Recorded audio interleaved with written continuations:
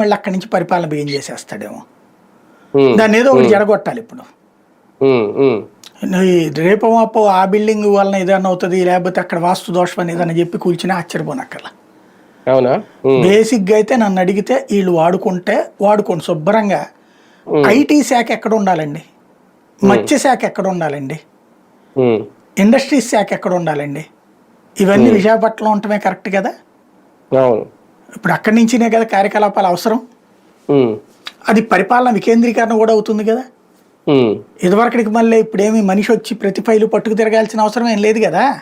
అవును. ఉమ్, అక్కడ శుభ్రంగా పోయిన మంత్రులకి ఇవ్వండి, ఉమ్, శుభ్రంగా మంత్రులన్నా వాడుకుంటారు కదా, మంత్రిత్వ శాఖలు నడుస్తాయి.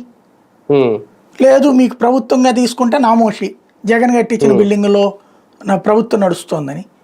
ఉమ్, కాబట్టి వద్దు అనుకున్నారు. నేను ఉమ్, చెప్పినట్టు దీనికి ఇవ్వండి. అవును. ఉమ్, లేదా ఆ 7 స్టార్ హోటల్స్ ఉమ్, ఎవడెవడికో భూమి ఇస్తున్నాం కదా అక్కడ.